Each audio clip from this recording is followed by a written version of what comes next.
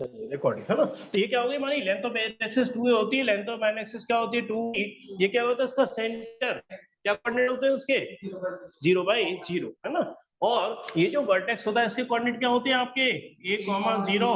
ये कितना होता है आपका 0,0। सर याद है ना, ये 11th का आपका कोनिक सेक्शन में पढ़ चुके हो। अब ये आइसोसेलेस ट्रायंगल है, यानी कि ये वाली साइड इस साइड के क्या है हमारे पास इक्वल, और इसको नाम डाल दिया मैंने, सपोज करो ए बी सी।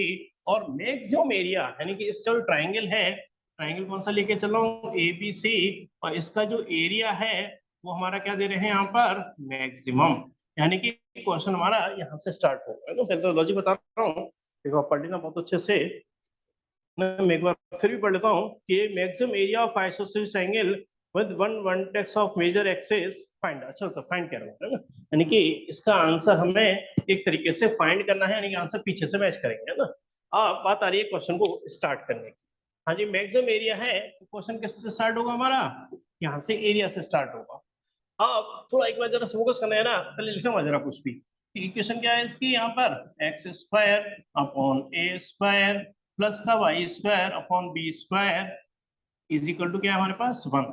अगर मैंने x की वैल्यू यहाँ पर a cos थीटा ली और y की वैल्यू मैंने क्या ले ली यहाँ पर b sin थीटा, क्या ये कोऑर्डिनेट इस इक्वेशन को सेटिस्फाई करेंगे नहीं करेंगे।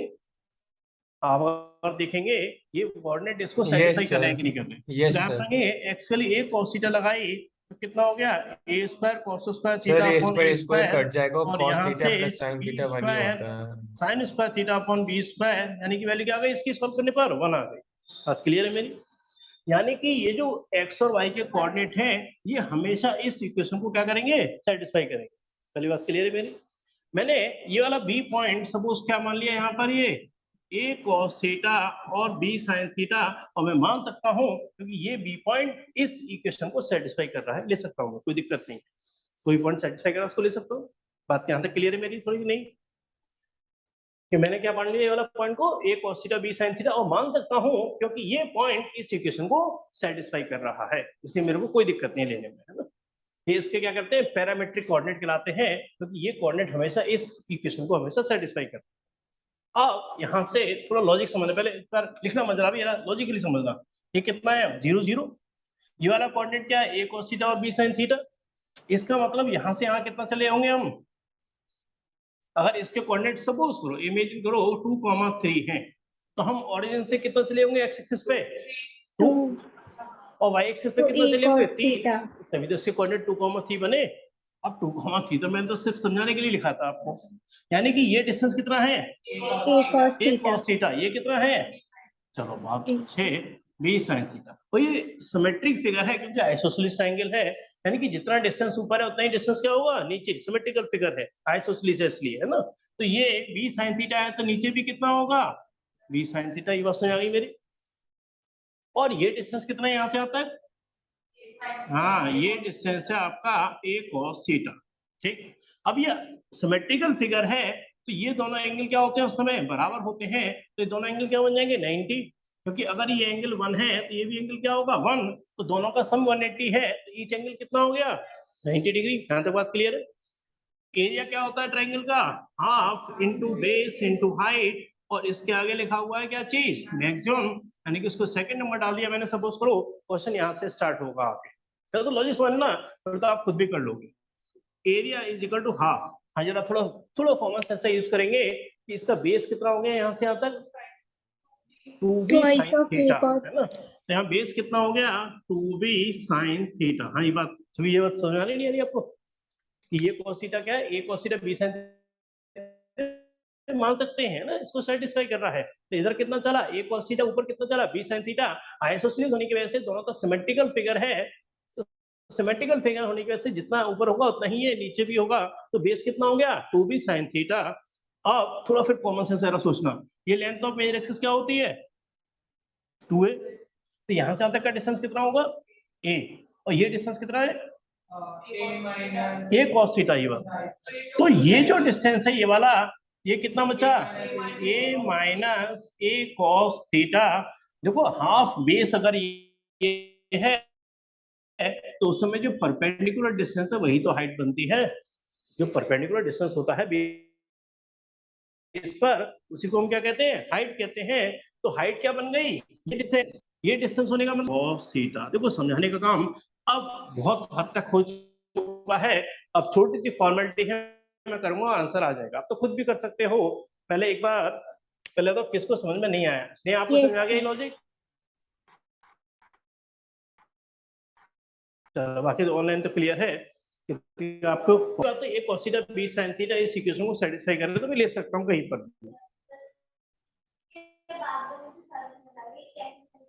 देखो ऐसा है, मैं दूसरी बात कह रहा हूँ, मैंने एक इक्वेशन ली y square is equal to 2x, ठीक है, और x की वैल्यू 2 ली, तो यानी क्या हो गया यहाँ पर 4 हो गया, और y की वैल्यू भी क्या ले ली मैंने, 2 ले ली, तो 2 का स्क्वायर कितना हो गया 4, और x की वैल्यू तो 4 बराबर 4 हो गया। बस समझ आ रही। तो क्या अगर ये पॉइंट 2,2 वो इसकी बाउंड्री पे लाई करेंगे नहीं करेंगे, कोई भी पॉइंट जो इस इक्वेशन को सेटिस्फाई कर रहा है, तो क्या ये पॉइंट इसकी बाउंड्री पे लाई करेंगे या नहीं करेंगे, इतना बताओ। करेंगे ना। अब मैंने, चलो और थोड़ा अच्छा सा एग्जांपल ले रहा हूँ, y इज इक्वल टू क्या लिखा मैंने, x प्लस 3, तो x की वैल्यू 1 ले ली और y की वैल्यू ने 4 ले ली, तो क्या ये पॉइंट इस लाइन पे लाई करेंगे नहीं करेंगे, करेंगे ना। जब लाइन क्लियर है ना। अब मैं आपकी बात को कह रहा हूँ, मैंने इन जनरल कोई कोऑर्डिनेट लिया a cos theta b sin theta, ठीक, मैंने x के लिए a cos थीटा लगाई और y की वैल्यू क्या लगाई b sin थीटा, तो a स्क्वायर से a स्क्वायर खत्म हो गया, b स्क्वायर से b स्क्वायर खत्म हो गया, तो यहाँ पर क्या बचा एक तरीके से cos square theta plus sin square theta, क्या इसका आंसर 1 आ गया नहीं आ गया। यानी कि LHS में मैंने लगाया a cos थीटा और b sin थीटा, RHS क्या आ गई 1 के बराबर आ गई। तो क्या ये वाले पॉइंट इस पे लाई करेंगे नहीं करेंगे, करेंगे ना। अब लाई करेंगे तो मैंने कहीं इन जनरल मान लिया कि ये वाला पॉइंट a cos थीटा और b sin थीटा है, क्योंकि इस इक्वेशन को सेटिस्फाई कर रहा है वो ओरिजिन है, तो ओरिजिन से इतना कितना चला a cos थीटा, ऊपर कितना चला b sin थीटा, और आइसोसेलेस ट्रायंगल होने के जो सिमेट्रिकल फिगर है, तो ये हो गया 2b sin थीटा, ये a cos थीटा है, ये पूरा 2a होता है, ये a होता है, तो a में से a cos थीटा माइनस करूंगा तो ये हाइट बन जाएगी इसकी। आ गया। चलिए आपको क्लियर है। अब तो सिर्फ एक फॉर्मूला एग्जाम में आता है, जो नेगेटिव और पॉजिटिव आता है वो कोई फॉर्मूला है, वो आप खुद भी कर सकते हो, मेन है वो पूरा कंप्लीट करूंगा मैं, आपको आंसर पूरा मैच कराऊंगा, वो आपको मैं नहीं छोड़ूंगा जरा भी, उसमें कंफ्यूजन नहीं होना चाहिए आपको जरा भी। भाई यहाँ से क्या आ गया ए कॉमन, तो ए बी, और यहाँ से साइन थीटा, और ब्रैकेट में कितना हो गया 1 माइनस कॉस थीटा। भाई पहले बताएंगे इसके अंदर कौन सा वेरिएबल ले गया,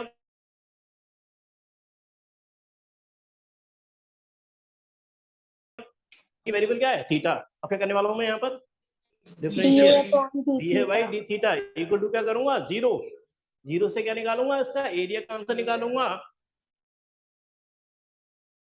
और सेकंड वर्ड है ना, मैं आंसर पूरा मैच कराऊंगा। यहाँ से कितना हो गया D A by D theta, A भी तो कांस्टेंट होने की वजह से साइड में रहेगा, क्या लगेगा इन दोनों में, प्रोडक्ट टूल। प्रोडक्ट टूल का मतलब साइन थीटा, भाई 1 का डिफरेंशियल क्या हो गया 0, कॉस थीटा का क्या होता है minus sine theta, minus already है, कितना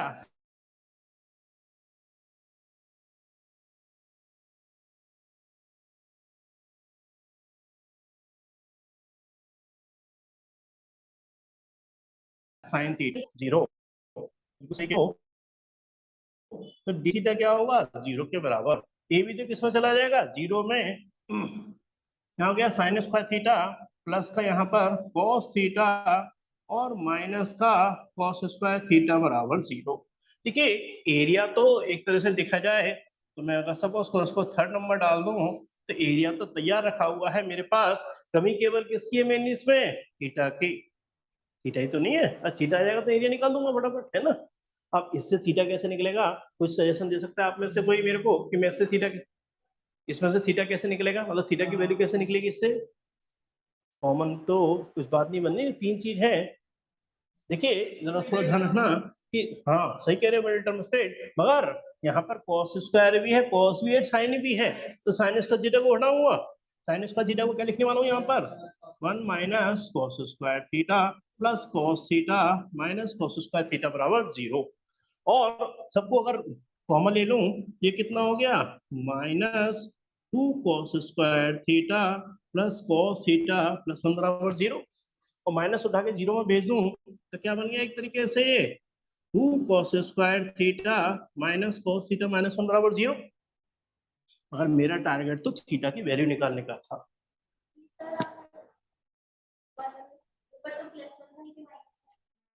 चलो दोबारा देखो जरा, पहले साइन स्क्वायर थीटा की जगह 1 minus cos square theta minus cos square theta minus cos square theta minus 2 cos square theta, ये प्लस का cos थीटा ये रहा, प्लस का 1 ये रहा।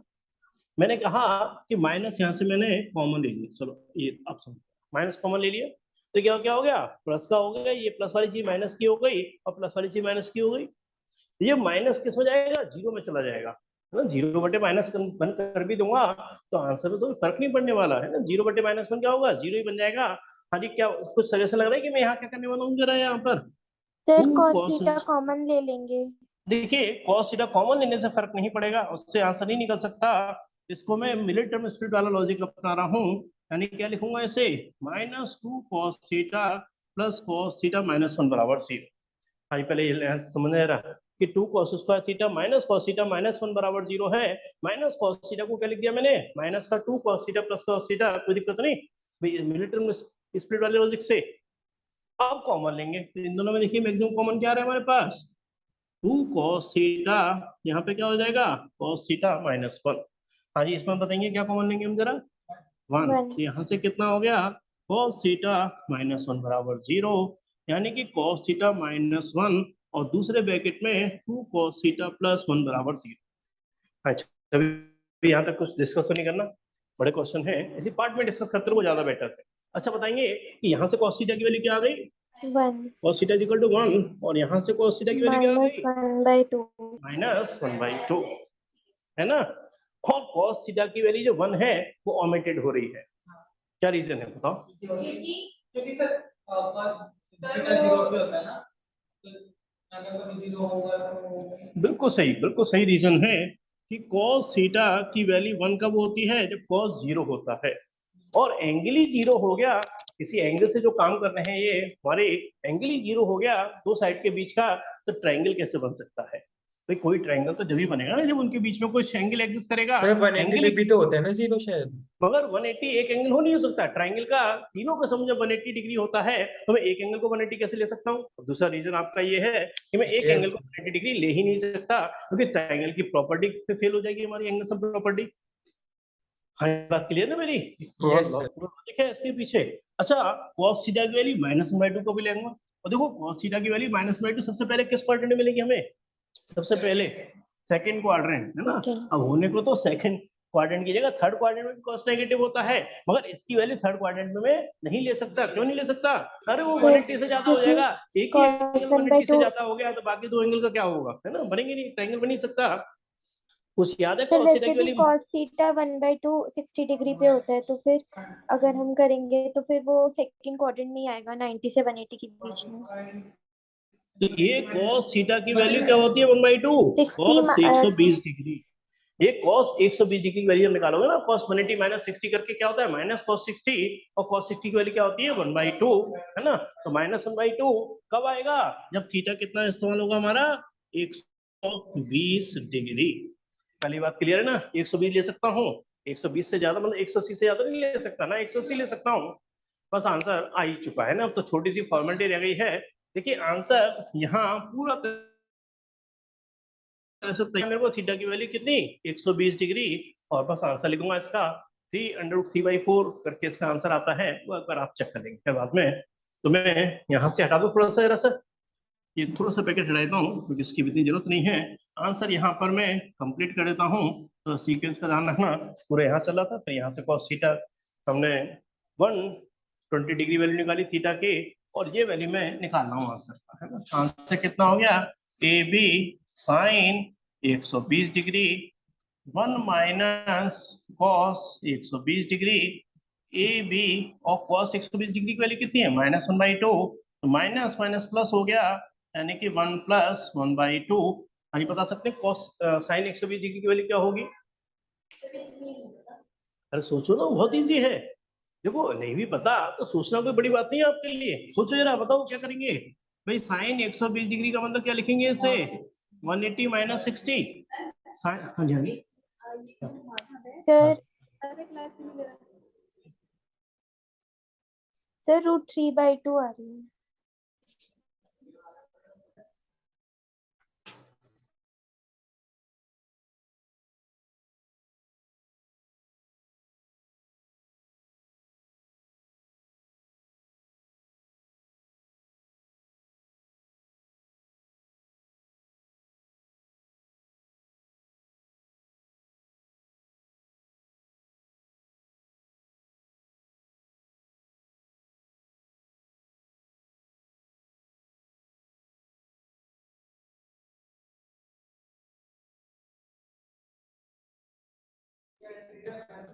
हाँ जी, क्या कहते हैं आप? साइन, हाँ साइन 120 सर की वैल्यू कितनी होती है? √3/2। √3/2 है ना। जैसे मैंने कहा कि आपको वैल्यू ना भी लर्न हो तो बहुत आसान है सोचना कि साइन 180 माइनस थीटा यानी कितना हो गया? Sine theta.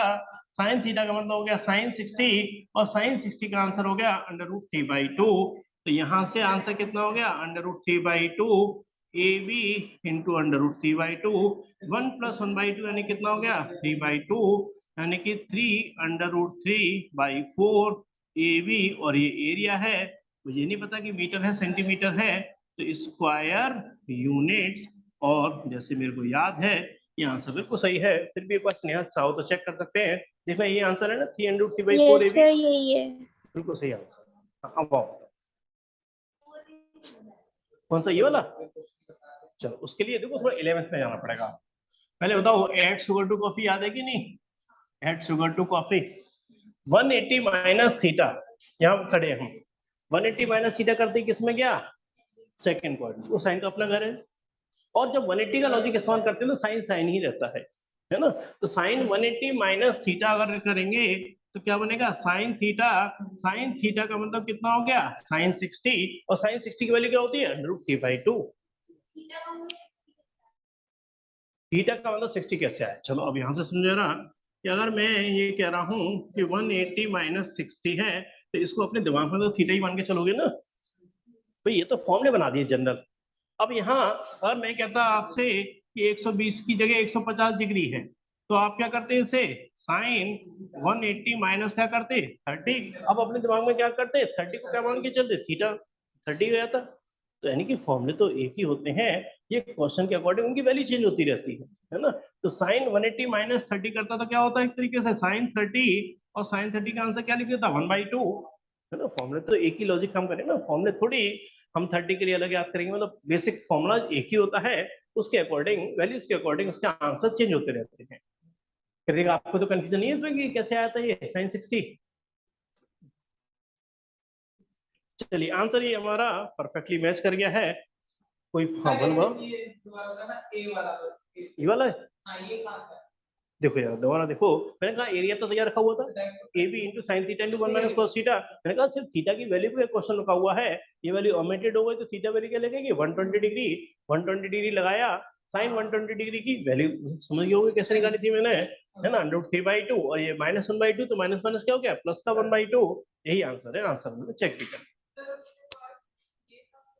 हाँ इसके बाद ये वाला स्टेप आया था, है ना। यहाँ से थीटा की वैल्यू निकाली और थीटा की वैल्यू मैंने किस में लगा दी? थर्ड में। तो एक बार लिख देता हूँ, put theta in equation first, put theta in equation 3। बस ये लास्ट हमारा कंप्लीट। हाँ यार अब आपको इतने क्वेश्चन है इस क्वेश्चन में, बड़े क्वेश्चन हैं ये। 8 क्वेश्चन बड़े हैं, इनमें टाइम लगता है ना, इसलिए इसमें थोड़ा सा टाइम ज्यादा लगता है। इंटीग्रल में फिर भी इतने बड़े क्वेश्चन नहीं है, केवल मिसलेनियस में बड़े क्वेश्चन ज्यादा हैं, और ये तो बहुत लेंदी क्वेश्चन है ना। ध्यान रखना इसमें मैं एक चीज थोड़ा आपके लिए छोड़ के चल रहा हूँ, डी अपॉन डी थीटा को जीरो करने से पहले सेकंड ऑर्डर डेरिवेटिव क्या आएगा इसमें? नेगेटिव, है ना। तो वो एक बार कर लेना क्योंकि आंसर सही है, यानी कि हमारा स्टेप बिल्कुल सही चलता है। करना एक बार, कोई दिक्कत है तो मेरे को बताएंगे, मैं हटा दूं शेयर यहाँ से। ठीक ठीक, चलो ऊपर से फिगर डाल हूँ, जब तक क्वेश्चन मेंशन करता हूँ तब तक आप एक बार इसको लिख लें। नेक्स्ट हमारा क्वेश्चन नंबर 9। छवि कुछ पूछना तो नहीं आपको? बड़े क्वेश्चन है, बार बार रिपीट कर रहा हूँ इसलिए बार बार करना थोड़ा सा हमारे लिए भी इतना आसान नहीं होता। बड़े क्वेश्चन होने की वजह से, छोटे मोटे होते चलो 2 मिनट दोबारा कर दो।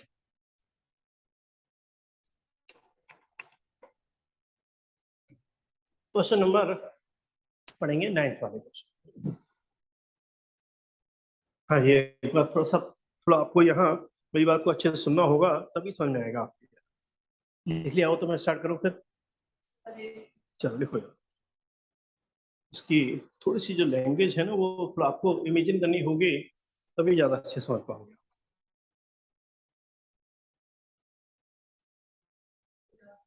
चलिए अब जरा थोड़ा सा देखो, फोकस करिएगा, है ना। ये इस रूम को मैं एक टैंक की तरह से मान के चल रहा हूँ, है ना? ये रूम हमारा एक टैंक की तरह से काम कर रहा है, तो थोड़ा सा इमेजिन कर पाओगे अच्छे से। एक टैंक है विद रेक्टेंगुलर बेस, यानी कि बेस हमारा क्या है यहाँ पर? रेक्टेंगुलर बेस है। अगर ये बेस हमारा ऐसे रेक्टेंगुलर है, ये क्या बन गई हमारी? लेंथ हो गई। तो ये क्या होगी हमारी? ब्रेथ हो गई। तो ये क्या होगी हमारी? हाइट हो गई, है ना। तो एक टैंक है विद रेक्टेंगुलर बेस, थोड़ा इमेजिन करना। ये मैंने सिर्फ इसका अभी बेस बनाया है। रेक्टेंगुलर बेस है तो आप समझ गए होंगे एंगल 90 होगा हमारा पास, और रेक्टेंगल की शेप में इसका बेस है। और रेक्टेंगुलर साइड है, आप समझ जाओगे कि ये साइड भी रेक्टेंगल, कोई अपने कमरे जैसे आप भी हो तो इमेजिन कर सकते हो, चारों रेक्टेंगुलर साइड है हमारी, है ना, चारों तरफ। और ओपन एट टॉप, यानी कि छत नहीं है इसकी, है ना, टैंक है और छत इसकी नहीं है। Open at the top is to be constructed so that its depth, depth में क्या होगी इसकी? हाइट। तो हाइट इसकी दे रखी है कितनी? 2 मीटर। एक टैंक है, सपोज कर उसमें हम पानी भर रहे हैं, उसका जो वॉल्यूम है वो क्या दे रखा है इन्होंने? 8 मीटर क्यूब। डेप्थ 2 मीटर है, वॉल्यूम इसका 8 मीटर क्यूब है। If building of tank cost ₹70 per square metre for the base, यानी कि जो बेस है इसको बनाने का खर्चा है ₹70 per square metre, and ₹45 per square metre for the side, यानी कि जो साइड बनेंगी यहाँ पर उसका खर्चा है ₹45 पर स्क्वायर मीटर, और ये जो साइड है इसका भी खर्चा है ₹45 पर मीटर स्क्वायर। ये भी साइड का 45 पर मीटर स्क्वायर है, और ये जो साइड बनेगी उसका भी खर्चा ₹45 पर स्क्वायर मीटर है। Find the cost of least, हाँ लीस्ट का मतलब क्या हो गया? Cost. Minimum cost of least, least मतलब क्या हो गया? मिनिमम कॉस्ट इसकी मिनिमम से क्वेश्चन यहीं से हमारा स्टार्ट होगा, है ना। मैं इसको एक बार दोबारा बहुत अच्छे से एक्सप्लेन करूंगा, फिर तो आप खुद भी कर लोगे, है ना, फिर तो आप खुद भी कर लोगे। मेन है इस फिगर को थोड़ा सा इमेजिन करना, है ना। हाँ जी, छवि बताएंगे ना कि हाँ कुछ भी इमेजिन कर सकते हो कि इसका जो वॉल्यूम है वो कितना है? 8 मीटर क्यूब। इसकी हाइट कितनी है इस टैंक की? 2 मीटर, है ना। और इसकी जो लेंथ है वो मैंने यहाँ पे मान ली, सपोज करो x है, और इसकी जो विड्थ है यानी कि ब्रेथ है उसकी मैंने y मान ली, है ना। हाँ जी, एक एक करके समझ नहीं आ रहा बहुत अच्छे से। ये जो बेस है, पहले बताएंगे ना इस बेस का एरिया क्या होगा? ये x है, ऐसे इमेजिन कर सकते हो, ये x है, और ये चीज क्या हमारे पास? l into B. बिल्कुल सही कह रहे हो। तो कॉस नीचे लिख रहा हूँ तो जगह नहीं पड़ेगी वहां पर, तो इसका एरिया कितना हो गया? x into y. हाँ देखिए, कॉस्ट मिनिमम, कॉस्ट मिनिमम है ना। तो इसका बेस का एरिया कितना होगा? x into y. मगर जो बेस है उसको बनाने का खर्चा स्पेशल है, मतलब अलग है। बेस को बनाने का खर्चा कितना है? ₹70 पर स्क्वायर मीटर। ये कितना है उसका एरिया? एरिया को मैं अगर रेट से मल्टीप्लाई करूंगा तो क्या बेस की कॉस्ट आ गई? नहीं आ गई? ये कॉस्ट किसकी है? सिर्फ और सिर्फ बेस की। ये बात क्लियर है मेरी? प्लस, हाँ यार थोड़ा सा प्रिंजर्स और पॉइंटर सही है इसमें यार। ये क्या है हमारे पास? x है, और यहाँ पर ये मेरा हाथ, सपोज करो इसकी हाइट एक तरीके से, है ना। तो बता सकते हैं कि ऐसे ये दीवार है, सपोज करो ये कितनी है? x है, तो इसकी हाइट कितनी है? h, यानी कि 2। इसकी हाइट कितनी है? 2 इस दीवार की हाइट, है ना। तो बता सकते हो कि इस दीवार का एरिया कितना होगा? x into H. बिल्कुल सही कहा कि ये क्या है? x। और मैं अपनी अगर थोड़ा सा बुक से थोड़ा सा और किसी से एक्सप्लेन करूं, कैसे समझाता हूँ कि ये एक्चुअली ऐसे टैंक रहा होगा ना, और ये जो इसकी जो हाइट है, वो कितनी है? 2, है ना। इसकी जो डेप्थ है वो कितनी है? 2। तो इस दीवार का एरिया, इस दीवार का एरिया इमेजिन करिए कितना हो गया? x into 2। हाँ ये समझ में आ रहा है आपके? आ रहा है इसमें 2x। आप बताएंगे इस दीवार का एरिया कितना होगा? सेम, बिल्कुल ठीक, यानी कि 2x प्लस ये कितना है? y, और इसकी हाइट कितनी है? 2। तो इसका एरिया कितना हो गया? 2y। और इस दीवार का एरिया कितना हो गया? 2y। और इसका रेट कितना है? हर किसी का रेट 45। बेस का जो रेट है वो 70 है, जबकि दीवारों का जो रेट है वो 45 है, यानी कि इसकी जो एरिया निकाला और 45 से मल्टीप्लाई कर देंगे और कॉस का मतलब क्या हो गया मिनिमम, यानी कि इस लाइन को मैंने यहाँ पर एक्सप्रेशन के फॉर्म में लिख दिया। पहले एक बार डिस्कस कर लेते हैं, ये बात क्लियर है हंस रहे हैं आपको और आरब क्लियर है ये लॉजिक जो मैंने यहाँ लिखा है? Yes sir. यस चलिए यहाँ पर आपको कृतिका और विशेष और छवि समझ आए ये एरिया कि बेस का एरिया क्या हो गया x इंटू वाई, इसका एरिया क्या हो गया x इंटू टू, इसका y इंटू टू, इसका x इंटू टू, इसका y इंटू टू, सब मैंने ऐड कर दिया। चारों वॉल्स का एरिया को मैंने 45 से उसके रेट से मल्टीप्लाई कर दिया। चलिए इसको पहले थोड़ा अच्छे से लिख देते हैं, फिर मैं आपका सजेशन चाहूंगा कि आप क्या सोच रहे हो उस क्वेश्चन को लेके। यहाँ से कितना हो गया 4x प्लस 4y इंटू कितना हो गया 45, यानी कि कॉस कितनी हो गई 70xy। 45 को और हम 4 से मल्टीप्लाई करेंगे कितना हो जाएगा 180 और ब्रैकेट में x प्लस वाई। बात क्लियर है? क्वेश्चन यहाँ से स्टार्ट होगा है ना, मिनिमम इस पे आगे लिखा हुआ है, और इस क्वेश्चन को यहाँ से स्टार्ट मैं नहीं कर सकता। क्यों नहीं स्टार्ट कर सकते, क्या रीजन है? नहीं मिनिमम तो है, हाँ स्टार्ट मतलब नहीं कर सकता, यानी कि क्वेश्चन क्या है ये हमारा 2 वेरिएबल में है। बोर्ड पे देखो क्या ऐसा तरीका है जिससे मैं इसको एक वेरिएबल में कन्वर्ट कर सकूं? बोर्ड पे देखो या पढ़ के देखो कि क्या ऐसा तरीका है जिसकी हेल्प से मैं इसको एक वेरिएबल में कन्वर्ट कर सकता हूँ। x into y is equal to 70 नहीं है, एरिया को रेट से मल्टीप्लाई करा है तो कॉस्ट निकल के आई थी। x इंटू वाई बराबर 70 नहीं है, बिल्कुल ठीक। वॉल्यूम का लॉजिक जो दे रखा है, तो ये वॉल्यूम क्या होता है length into breadth into height. Volume कितना है 8, लेंथ कितनी मानी है x, ब्रेथ कितनी है y और हाइट कितनी है 2, तो यहाँ से कितना हो गया 4, तो y की वैल्यू कितनी हो गई 4/x। सब क्लियर मेरी? ये क्वेश्चन अब एक वेरिएबल में कन्वर्ट हो गया। अब तो सिर्फ एक फॉर्मेलिटी है, समझाने का काम यहाँ खत्म है। अब तो आप जानते हैं मैं डिफरेंशिएट करूंगा, जीरो करूंगा, वैल्यू निकालूंगा और वैल्यू निकालने के बाद यहाँ लगा दूंगा या कहीं भी लगा दो है ना, आंसर आ जाएगा, क्योंकि ये और ये बात तो एक ही है ना सारी, कहीं लगा दो है ना।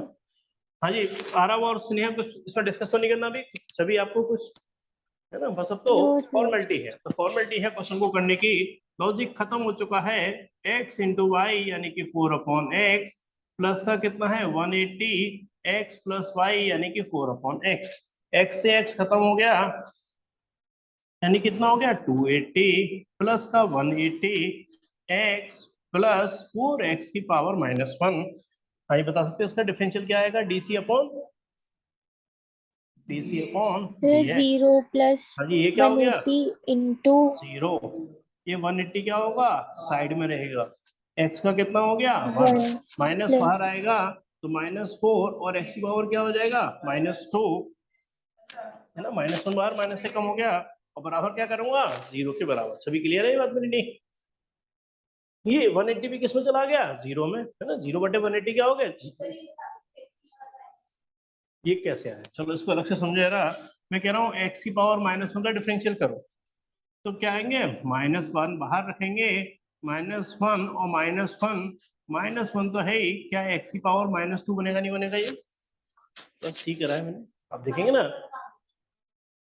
-1 ये रहा प्लस 4 का -4 कर दिया ना, x की पावर क्या हो गया -2, ये 180 0 में चला जाएगा तो ये क्या हो गया 1 - 4/x² बराबर 0। तो 1 इज इक्वल टू कितना हो गया 4/x², यानी कि जो x² है इसकी वैल्यू 4 हो गई, तो x की वैल्यू क्या लिखेंगे +-2 और इसमें एक वैल्यू ओमिटेड होगी। कौन सी वैल्यू ओमिटेड होगी x की -2, क्यों? क्योंकि लेंथ ब्रेथ क्योंकि हाइट लेंथ कभी और ब्रेथ नेगेटिव में हाइट नहीं होती, यानी कि जो x की वैल्यू यूज करने वाला हूँ सिर्फ क्या यूज करूंगा 2। अब जरा थोड़ा गौर से देखना, x और y का रिलेशन ऊपर तैयार रखा हुआ है, अगर x की वैल्यू 2 है तो उसमें y की वैल्यू कितनी होगी 2 है ना, 2 x अगर 2 है तो उसमें y भी कितना हो गया 2। और हाँ ये बात सही कह रहे हो है ना कि अगर x और y है तो क्या हो गया स्क्वायर की शेप हो गई, मगर हम स्क्वायर को भी रेक्टेंगल कह सकते हैं मगर रेक्टेंगल को स्क्वायर नहीं कह सकते है ना। हमारा जो मेन टारगेट था वो कॉस्ट निकालने का था। अब कॉस्ट निकालने के लिए मैं यहाँ लगाऊं यहाँ लगाऊं यहाँ लगाऊं या यहाँ लगा दूं, बात तो एक ही है ना, जीरो करने से पहले कॉस्ट में कहीं भी लगा सकता हूँ, तो मेरे को इसमें लगाना ज्यादा इजी है।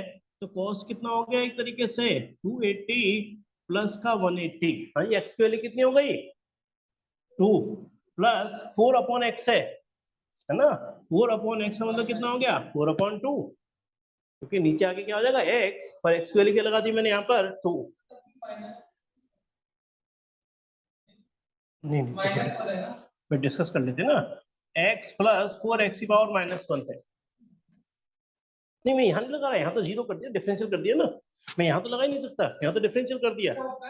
मुझे कॉस सर 1000 आ रहा है। आज क्लियर है सभी? नहीं तो यहाँ से कितना हो गया 2 हो गया, 2 + 2 कितना हो गया 4, यानी कितना हो गया 280 प्लस का कितना हो गया 180 × 4, यानी कि यहाँ हो गया आपका 280 और 18 है तो 36 72 72, यानी कितना हो गया 720, यानी कि आंसर कितना हो गया इसका 1000। और आंसर को देखते ही पता चल गया है मेरे को, ये बिल्कुल सही आंसर है, 1000 ही इसका आंसर आता है। क्लियर है आंसर आपको? आंसर यही है ना? यस सर यही है।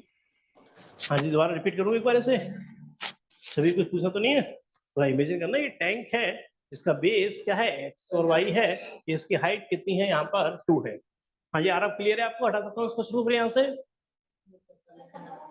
ये क्वेश्चन सेकंड ऑर्डर डेरिवेटिव, देखिए जो सेकंड ऑर्डर डेरिवेटिव है ना वो मैं छोड़ रहा हूँ, सेकंड ऑर्डर डेरिवेटिव थोड़ा आपके लिए छोड़ रहा हूँ, क्योंकि इसको सेकंड ऑर्डर डेरिवेटिव यहाँ से निकालोगे ना साफ दिखाई पड़ रहा है पॉजिटिव आएगा।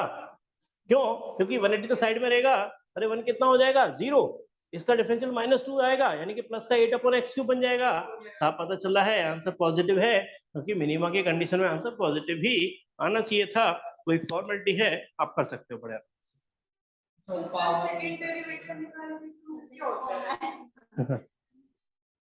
क्या क्या क्या सेकंड ऑर्डर डेरिवेटिव, और मैं फिर इसको थोड़ा सा आपको ग्राफ से लिंक करूंगा, हल्का समझना कि dy/dx तो यहाँ भी 0 है और dy/dx तो यहाँ भी 0 है। अगर ये मैक्सिमम पे 0 है यानी कि उसका ग्राफ नीचे की ओर टर्न कर रहा है। ये सेकंड ऑर्डर डेरिवेटिव नेगेटिव इस बात को इंडिकेट करता है कि ग्राफ अब नीचे की ओर जाने लगा है। याद आ गया ना? यहाँ पर अगर सेकंड डेरिवेटिव पॉजिटिव है यानी कि ये इस बात को इंडिकेट करता है कि ग्राफ अब ऊपर जाने लगा है, इसीलिए हम सेकंड ऑर्डर डेरिवेटिव नेगेटिव मतलब नीचे की ओर आ रहा है। चल क्लियर है? हाँ ये हटा दूं इसे मैं यहाँ से, चलिए हटा रहा हूँ मैं यहाँ से, और क्वेश्चन नंबर आ रहे हैं 10 पे, है ना? क्वेश्चन नंबर 10 डिस्कस करेंगे। बड़े क्वेश्चन है, कुछ क्वेश्चन में ही पूरी क्लास निकल जाती है। हाँ चलिए हटाएंगे मैंने से, क्वेश्चन नंबर 10 को अब डिस्कस करेंगे। 10 देखिए मैं आपके लिए पढ़ रहा हूँ, और साथ साथ आप जरा थोड़ा प्रेजेंस ऑफ माइंड से जरा मेरे को बताएंगे कि क्या आपके समझ में आ रहा है, इस पर जरा लॉजिकली डिस्कस करेंगे पहले आपके साथ। ये कह रहे हैं sum of perimeter of a circle, एक तो मैंने यहाँ पे क्या लिया ये सर्किल, और फिर एक लिया मैंने यहाँ पर स्क्वायर, हमारे पास स्क्वायर है, और इनके जो पेरीमीटर है उनका सम जो है वो के है। भाई बता सकते हैं इसका पेरीमीटर क्या होगा 2πr, बिल्कुल ठीक 2πr प्लस का कितना हो जाएगा 4x, यानी कि रेडियस को r लेके चल रहे हो, साइड को आप x लेके चल रहे हो, और इजिकल टू क्या है k, यानी कि इनके जो पेरीमीटर का सम है वो k के बराबर है, और k क्या है कांस्टेंट है। ठीक, चलो आगे बढ़ते हैं। फिर ये कह रहे prove that some of their areas, यानी कि क्या हो गया एक तरीके से a1 + a2 is least, least का मतलब क्या हो गया यहाँ पर मिनिमम, यानी क्वेश्चन किस लाइन से स्टार्ट होगा हमारा सेकंड लाइन से, है ना? मिनिमम व्हेन, अब देखो जो प्रूफ करने वाला लॉजिक है यहाँ पे टू प्रूफ जो करके लाना है, टू प्रूव व्हेन ये साइड ऑफ द स्क्वायर, यानी क्या हो गया x is equal to double the radius of the circle, यानी कि x is equal to 2r। हमें ये मेन टारगेट है, मैं आपको पूरा करके दिखाऊंगा, और मिनिमम है तो सेकंड ऑर्डर डेरिवेटिव क्या आएगा, हाँ पूरा लिख देता हूँ, पूरा लिखता हूँ। पहले ध्यान ना, दो फिगर है, सर्किल है और एक स्क्वायर है, इनके जो पेरीमीटर उनका सम कितना है कांस्टेंट के बराबर, कांस्टेंट दे रखा है ना? प्रूव क्या करना है, इनके जो एरिया का सम है वो क्या होगा मिनिमम, और जब एरिया का सम मिनिमम होगा उस समय कंडीशन क्या आनी चाहिए कि जो साइड है वो ट्वाइस ऑफ रेडियस के बराबर होगी। ठीक है? हाँ जी, कुछ कंफ्यूजन नहीं इसमें, आगे बढ़ा जाए फिर, हटा दो इसके नीचे। चलो अगर आप भी बताओ जरा कि मेरा अगला स्टेप क्या होगा। पहले तो देखो एरिया का फॉर्मूला इस्तेमाल करो, तो a1 कितना हो गया πr स्क्वायर, हाँ स्क्वायर का एरिया कितना हो गया x स्क्वायर, और ये क्या है यहाँ पर मिनिमम, तो ये देखिए सेकंड इक्वेशन यही तो है, मगर मैं इससे क्वेश्चन को आगे नहीं बढ़ा सकता। क्यों नहीं बढ़ा सकते? क्योंकि रेडियस और एक्स दोनों ही क्या यहाँ पर वेरिएबल है। क्वेश्चन दो वेरिएबल में है, मैं स्टार्ट नहीं कर सकता, किसी एक को हटाना पड़ेगा, है ना, या तो एक्स को या आर को। अब हटाएंगे कैसे, पहले वो सोचो। किस इक्वेशन? सर ऊपर वाली फर्स्ट इक्वेशन। वो तो प्रूफ करना है, वो तो वो लगा ना, ये देखो ये लाइन जो दे रखी है, इनके पेरीमीटर का सम क्या है, कांस्टेंट, यानी कुछ ना कुछ ऐसा लॉजिक जरूर देंगे जिससे वो एक वेरिएबल में कन्वर्ट हो जाए। अब या तो यहाँ से आर स्क्वायर हटेगा, एक्स स्क्वायर हटेगा, तो हम जनरली ऐसा कोई फर्क नहीं पड़ता, किसी को भी हटा सकते हो, पर हम ज्यादा फेमिलियर होते हैं differentiate with respect to x के। यहाँ क्या से हटा रहा हूँ, यहाँ से मैं आर स्क्वायर को एक्स हटा, चलो ये तो तुम्हारी बात मान लेते हैं, ये कोई ज्यादा फर्क नहीं पड़ने वाला है इसमें, ना। तो एक्स को हटाना चाहते हो ना, तो एक्स को हटाना चाहते हो, यहाँ से एक्स की वैल्यू निकाल दे रहा है ना, यहाँ से एक्स की वैल्यू क्या हो जाएगी, के माइनस 2πr बटे 4। बात क्लियर है? कोई बात नहीं, जब स्टार्ट कर दिया है तो फर्क नहीं है उससे ज्यादा, है ना, ज्यादा फर्क नहीं है। इस बार स्क्वायर करेंगे तो एक के माइनस 2πr का होल स्क्वायर और 4 का स्क्वायर कितना हो गया, 16। अब इसके अंदर बताओ वेरिएबल कौन सा रह गया? हाँ, यानी क्या करने वाला हूं मैं इसको, differentiating with respect to R. Pi को तो साइड में रखेंगे, आर स्क्वायर का डिफरेंशियल कितना हो गया, 2r। जो 16 है उसे मैं नीचे साइड में रखूंगा, है ना। पहले पावर का डिफरेंशियल करूंगा, 2 इंटू के माइनस कितना हो गया, 2πr, पावर क्या हो गई, 1। पावर का तो हो गया बट अंदर का नहीं हुआ, के का कितना हो गया, 0। 2π को साइड में रखेंगे, माइनस 2π को साइड में रखेंगे, और आर का क्या हो गया, आर का हो गया 1। सभी समझ में आया नहीं आया कि पाई तो साइड में, आर स्क्वायर का क्या हो गया, 2r। ये 16 को मैंने साइड में रखा, पहले पावर का डिफरेंशियल होगा, 2i, पावर क्या हो गई, कम हो गई, और फिर अंदर का नहीं हुआ, के कांस्टेंट है, क्या हो गया, 0, माइनस 2π साइड में रखेंगे और आर का क्या कर देंगे, 1 कर देंगे। ठीक है, अगला स्टेप क्या होगा मेरा, 0। बिल्कुल सही कह रहे हो। अगला स्टेप हमारा होगा फर्स्ट ऑर्डर डेरिवेटिव को 0, और बहुत जल्दी मैं ये आंसर आपको प्रूफ करा दूंगा, है ना। प्रूफ में पूरे कराऊंगा, प्रूफ में कहीं नहीं छोड़ूंगा मैं। यहाँ से कितना सर हो गया इसको हम हमारे पास, डायरेक्टली 1/4 नहीं लिख सकते? हाँ वही मैं सब सॉल्व कर रहा हूँ जरा इसको। 2 से कितना हो गया, 8, है ना। यहाँ से कितना हो गया, -2π/8 के माइनस 2πr बराबर 0, है ना। ये स्थिति है, बेटर ये है, इसको उधर ही शिफ्ट कर देता हूँ, है ना।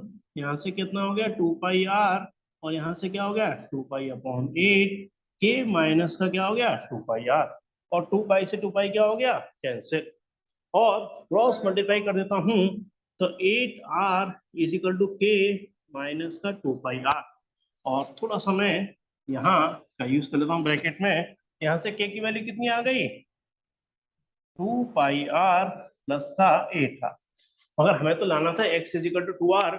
ये बता सकते हो अब क्या करने वाला हूँ, यहाँ पर मैं टारगेट हमारे सामने लिखा हुआ है, यानी कि आंसर तो हमें गिवन है। बिल्कुल सही कह रहे हो, बिल्कुल ठीक कह रहे हो, क्योंकि हमें रिलेशन एक्स और आर में लाना है, के का हमारे लिए कोई रोल नहीं है, तो के की वैल्यू जो उन्होंने दे रखी थी, के की वैल्यू में यहाँ से पुट करने वाला हूँ। तो के की वैल्यू कितनी हो गई, 2πr प्लस का 4x is equal to 2πr plus का 8r, और 2πr से 2πr खत्म, तो 4x इज इक्वल टू कितना हो गया, 8r, तो x की वैल्यू क्या आ गई, 2r। ये ब्रैकेट और ये ब्रैकेट, यानी कि मेनली क्वेश्चन हमारा कंप्लीट होता है। छोटी सी फॉर्मेलिटी रहती है बस उसको दोबारा डिफरेंशियल करने की, और वो क्या आना चाहिए आंसर इस बार, पॉजिटिव।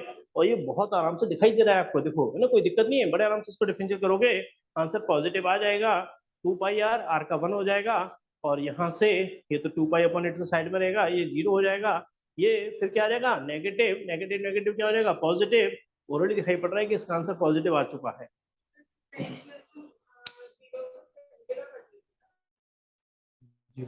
हाँ वही कह रहा हूँ ना, देखो यहाँ पर ये है, मतलब यहाँ पर कुछ मैंने भेजा नहीं है, एक्चुअली क्या है ना, ये लाइन और ये लाइन ही है, क्योंकि इसमें मैंने कुछ भी 0 में भेजा नहीं है, मतलब एक तरह से देखा जाए तो ये और ये लाइन में ज्यादा फर्क नहीं है कुछ, है ना। अगर इसको मैं सॉल्व करूंगा ना तो लौट के आएगा तो यही कुछ भी जीरो में नहीं भेजा मैंने, है ना। कई बार हम जैसे कहते हैं ना, तो उसमें मैंने नेगेटिव उठा के जीरो में भेज दिया, तो आंसर उल्टा हो जाएगा। तो मतलब अल्टीमेटली अगर यहाँ पे आप सेकंड ऑर्डर डेरिवेटिव करेंगे तो आंसर आपको पॉजिटिव 100% आएगा। ये मेरे को साफ दिखाई दे रहा है। हाँ जी, क्लियर है मेरी बात ये? और आप कुछ पूछना तो नहीं है इसमें भी?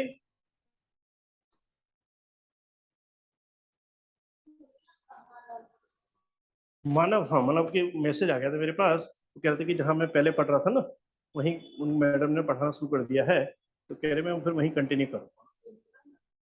हाँ सर। माधव भी तो नहीं गया ऑफिस। मानव का तो तबीयत खराब है। मैं माधव का बता रहा हूँ आपको। मानव की तबीयत खराब है इस समय। मानव की तबीयत।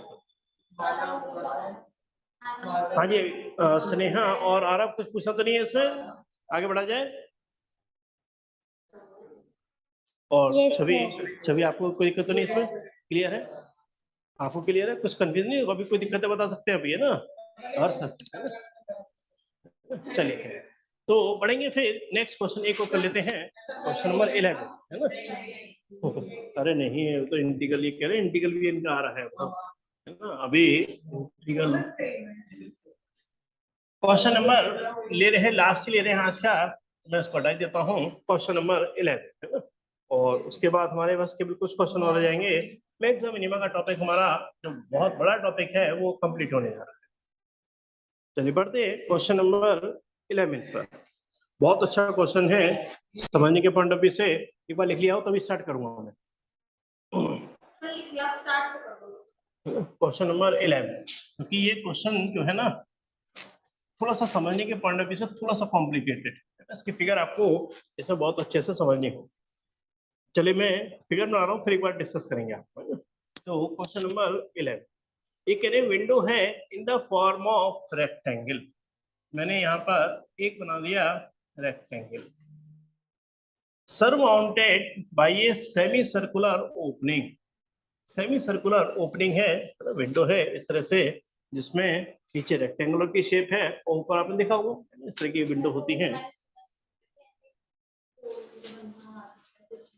हाँ वो तो डिपेंड कर जाता है क्वेश्चन के ऊपर, सही कह रहे हो, चेंजेस भी कर सकते हैं। तो ये क्या है, रेक्टेंगल है, इसके ऊपर क्या है, सेमी सर्कुलर ओपनिंग है। The total perimeter of the window, इसका जो टोटल पेरीमीटर है वो हमें गिवन है, दे रखा है 10 मीटर। टोटल पेरीमीटर जानना है इसका, है ना। Find the dimension of the window. देखो मैं इसमें थोड़ा सा आपके लिए इजी करूंगा। ये क्या मान के चलते हैं हम, रेडियस। तो इसको लेंथ को कुछ और नाम नहीं दे रहा, क्या ले रहा हूँ यहाँ पर, वार। और विड्थ को जनरली हम वाई मानते हैं, तो वाई ही रहने देता हूँ। अब एक्स ना लेकर के मैंने क्या लिया यहाँ पे, लेंथ को 2r, क्योंकि ऊपर तो 2r लेना ही लेना है, डायमीटर है। Find the dimension of the window. तो डायमेंशन ऑफ द विंडो क्या हो गया, एक तरीके से हमें 2r की वैल्यू निकालनी है, यानी कि लेंथ ऑफ ब्रेथ निकालनी है। और लेंथ क्या है एक तरीके से यहाँ पर 2r, इसकी वैल्यू भी निकालनी है, और विड्थ यानी कि y की वैल्यू भी निकालनी है। फिर मतलब टोटल पेरीमीटर है इसका, पूरी फिगर का पूरा पूरा पूरा। हाँ उसी पे डिस्कस करेंगे, उसको भी डिस्कस करेंगे अभी ना। बस एक क्वेश्चन लिख, हाँ मैं उसी को डिस्कस करूंगा। एक बार जरा बस मैं क्वेश्चन लिख लेता हूँ, फिर आपके संग डिस्कस करेंगे। ये फाइंड द डायमेंशन, अभी तो मैं सिर्फ क्वेश्चन लिख रहा हूँ, फिर आपके संग स्टार्ट करेंगे। कि ये कह रहे हैं maximum light through the hole opening, यानी कि इससे मैक्सिमम लाइट आनी चाहिए। तो A1 + A2 क्या हो गया, एक तरीके से मैक्सिमम, और इस पर डाल दिया मैंने सेकंड। तो मैंने अभी तो क्वेश्चन लिखा है, अब आपके संग एक एक करके डिस्कस करेंगे। पहले फिगर समझ आ रही है, ये रेक्टेंगल है, उसके ऊपर क्या है, सेमी सर्कुलर ओपनिंग है। टोटल पेरीमीटर 10 मीटर है। डायमेंशन मैंने एक्स नहीं ली, जिससे कंफ्यूजन ना हो, 3 वेरिएबल जनरेट हो जाएंगे, परेशान करेंगे आपको। और टोटल एरिया जो है नहीं कि दिस प्लस दिस क्या होना चाहिए, मैक्सिमम। आ रहा हूँ उसी बात पे आ रहा हूँ बस पूरा। अभी तो क्वेश्चन स्टार्ट ही नहीं करा मैंने, तो सिर्फ क्वेश्चन लिखा है। पहले बताओ क्वेश्चन स्टार्ट किस लाइन से होगा, सेकंड लाइन से। एक डिस्कस करेंगे पूरा।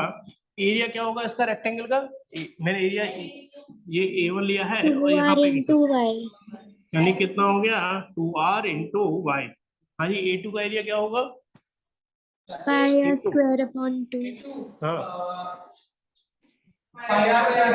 बाई 2। ये सेकंड इक्वेशन नहीं है, कोई नई बात नहीं है, इसी को मैंने फॉर्मूले के तौर पे लिख दिया है ना। मगर हम कहते हैं, अब आपकी बात पे आ रहा हूँ, कि यहाँ r और i y क्या है, 2 वेरिएबल है, यानी क्वेश्चन यहाँ से स्टार्ट नहीं हो सकता। तो कैसे हेल्प करेंगे? अरे टोटल पेरीमीटर जो दे रखा है वो हमें हेल्प करेगा इस क्वेश्चन को एक वेरिएबल में कन्वर्ट करने में। ठीक, हम ये पूछ रहे थे हाँ। कि वो जो 10 दे रखा है नहीं, मैं उसी पे आ रहा हूँ। अब लॉजिक समझे ना, मैं यहाँ से स्टार्ट करता हूँ। अब आप सोच रहे हैं यार मैं ये डिस्कस करेंगे आपके साथ, है ना, मैं लिखूंगा नहीं सीधे, ये आपके साथ डिस्कस करके करेंगे। यहाँ से मैं स्टार्ट कर रहा हूँ। पहले पेरीमीटर का मतलब क्या होता है? जहां से चलते हैं वहीं से लौट के घूम के आ जाते हैं, है ना। पेरीमीटर निकालते समय एक बात खास है कि जहां से चलते हैं एक तो वहीं लौट के आते हैं, दूसरी बात आपका पेन ओवरलैप नहीं करना चाहिए। ऐसा नहीं है कि गया और फिर वापस लौट के आ गया, पेन क्या होना चाहिए? ओवरलैप नहीं करना चाहिए आपको, है ना। बस इसी में आपका पूरा लॉजिक छुपा हुआ है। अब मैं यहाँ पेरीमीटर लिख रहा हूँ, बताओ जरा। चलो पेरीमीटर यहाँ से एक लाइन वर्ड बना सकते हैं इसको। नहीं है पेरीमीटर कितना होगा? सर इसका हो जाएगा pi R plus twice of 2r plus r Y. Plus यहाँ तक पहुंच गया plus y plus pi plus, हाँ ये pi R plus pi R plus y, बीच वाली लाइन पर नहीं जाएंगे। वाह, कुछ भी कर ले। मैं कह रहा हूँ ना, पेरीमीटर निकालते समय दो चीज का ध्यान रखो। एक तो जहां से चले हैं वहीं लौट के आना है। अगर आप बीच में चले गए ना, फिर क्या करोगे उसके बाद? चलो एक बार बना के दिखाओ मेरे से। हाँ ये लो। और अच्छा वो क्या हो जाएगा? मैं कह रहा हूँ पेन आपका, ये फिगर बनी हुई है, फिगर बनानी नहीं है, फिगर बनी हुई है, पूरी फिगर ही बनी हुई है। अब इसका पेरीमीटर निकालो जरा। समझ गए सर। फिगर बनी हुई है, उसका पेरीमीटर निकालना है, फिगर बनानी नहीं है आपको, है ना। हाँ जी, ये बात क्लियर है कृतिका? उसकी हाँ। अब यहाँ से सर इसमें 2r दो बार क्यों नहीं आएगा? देखिए दोबारा समझ आ रहा कि पेरीमीटर निकालने का तरीका। यहाँ से चले हैं और पूरा बाहर घूमेंगे। यहाँ से कितना हो गया? 2r प्लस का कितना हो गया? y प्लस कितना हो गया? पाई आर प्लस का कितना हो गया? y। बीच वाली लाइन में नहीं जाते। पेरीमीटर निकालते समय हम कोई भी फिगर में बाउंड्री में बाहर घूमते हैं, अंदर जाते ही नहीं है। Okay sir. ठीक है। अब यहाँ बताओ कि किसको एडजस्ट करना ज्यादा इजी है, y को या r को? सर वाई को। r तो स्क्वायर हो जाएगा, मुश्किल हो जाएगी हमारे लिए। तो यहाँ से क्या निकालेंगे हम? y की वैल्यू। तो यहाँ से 2y कितना हो गया? 10 minus 2r minus pi r, और y की वैल्यू लगा रहा हूँ तो डिनोमिनेटर में क्या कर दिया मैंने? ऊपर। हाँ जी बोलो। बस लास्ट ही है, होने वाला ही है, अभी तो सर भी यहीं पर है। 2r इंटू वाई, 10 माइनस कितना हो गया? 2r माइनस का पाई आर बाई 2 प्लस का कितना है? पाई आर स्क्वायर बाई 2, और 2 से 2 क्या हो गया? खत्म। यहाँ से कितना हो गया? 10r माइनस का 2r स्क्वायर माइनस का पाई आर स्क्वायर प्लस का पाई आर स्क्वायर बाई 2। तो a इज इक्वल टू कितना हो गया? 10r माइनस का 2r। देखो माइनस का पाई आर स्क्वायर प्लस का पाई आर स्क्वायर बाई 2 है, तो क्या बन जाएगा एक तरीके से? Minus 1/2 pi r square. यहाँ से क्या करने वाला हूँ मैं? इसको differential d a upon d r. क्या हो गया? 10 आर का कितना हो गया? 1। 2 आर स्क्वायर का कितना हो गया? 2r माइनस का कितना हो गया? पाई बाई 2 आर स्क्वायर का क्या हो गया? 2r। और इसको क्या करूंगा? 0 के बराबर। 10 माइनस का 4r और माइनस का कितना हो गया? पाई आर बराबर 0। 10 is equal to r common ले लिया, ब्रैकेट में क्या हो गया? Pi plus 4। बस आंसर आ चुका है। तो r की वैल्यू क्या हो गई? 10 अपॉन में पाई प्लस 4। अगर डायमेंशन किसी ने जानी थी, लेंथ कितनी थी? 2r। लेंथ इसकी क्या थी हमारे पास? 2r। तो अगर मैं लेंथ का आंसर लिखूंगा तो 2r होने की वजह से क्या लिखूंगा? 20 अपॉन में पाई प्लस 4। ये बिल्कुल सही आंसर है। छोटी सी फॉर्मेलिटी बस और करनी है, y की वैल्यू निकालनी है। तो है जी, हाँ बोलो। बट ट्वाइस कर दिया, उसको कुछ नहीं करा है, इसका ट्वाइस कर दिया है 2r। हाँ y की वैल्यू और निकालनी है। y की वैल्यू r की वैल्यू यहाँ पुट करूंगा, है ना। तो y कितना हो गया? 10 माइनस, बेटर ये है, चलो 2 में लगाई देता हूँ। 10 अपॉन में कितना है? पाई प्लस 4 माइनस का पाई, r कितना है? 10 अपॉन पाई प्लस 4, और होल के नीचे भी कितना है? 2। बात क्लियर है? एलसीएम लेंगे और उसके साथ आंसर आ गया है। एलसीएम लेंगे तो कितना हो जाएगा? यहाँ से 10 पाई प्लस का कितना हो जाएगा? 40 माइनस का कितना हो गया? 20, और माइनस का कितना हो गया? 10 पाई अपॉन 2, और जो एलसीएम है वो पाई प्लस 4 नीचे भी आ जाएगा। 10 पाई से 10 पाई क्या हो गया, खत्म। 40 मतलब 40 माइनस 20 कितना हो गया 20, और 2 से कितना कट गया 10। यानी कि जो y की वैल्यू है वो इसकी आधी आती है, यानी कि आंसर मेरे को याद भी है, इसका आंसर यही है। फिर भी एक बार ये स्नेहा थोड़ा चेक कर लेंगे, क्वेश्चन इसके साथ कंप्लीट होता है। यस सर, स्नेहा, यही है। चलिए बिल्कुल सही आंसर है। अब हम एक बार डिस्कस कर लेते हैं, किसी को भी कोई कंफ्यूजन है, किसी का समझ आया लॉजिक नहीं। मेन ध्यान रखना, पेरीमीटर का मतलब जहां से चलना है बाहर ही बाहर घूमना है, तो उसको पूरा एक्सप्लेन करेंगे। नहीं होता है कंफ्यूजन है ना, ये आपका नहीं। और सपोज करो मैं नहीं बताता इसको, तो डेफिनेटली आप इस बीच वाले आर का भी इस्तेमाल करते ही करते नहीं। हाँ मतलब वही कह रहा हूँ, कहीं से भी भाई, कहीं से भी सही, मतलब आपको ये चीज कुछ चीजें बेसिक सीखनी होती है, वो स्कूल के टीचर से सही या यहाँ से सही, बेसिक फॉर्मेट में कोई बदलाव नहीं आ सकता है ना, चाहे वो टीचर कोई भी हो। हाँ जी आरव, आपको कुछ पूछना तो नहीं है इसमें? Sneha, no sir. चलिए छवि आपको क्लियर और विशेष है ना, अच्छा क्वेश्चन है, फिगर भी समझना है इसको, और क्या गिवन है क्या हमें प्रूव करना है। चलिए इसके साथ ही कुछ अगर कोई दिक्कत है तो डिस्कस करेंगे, नहीं तो नेक्स्ट क्लास में बस कुछ क्वेश्चन और करने हैं, मैक्सिमम मिनिमम हमारा कंप्लीट हो जाएगा। सेट आपको मिल गया ना? ठीक है, रिवाइज करना, ये बहुत जल्दी टेस्ट रखने वाले हैं इसका, और ये मत करना कि टेस्ट ना दें इस बार आप, है ना।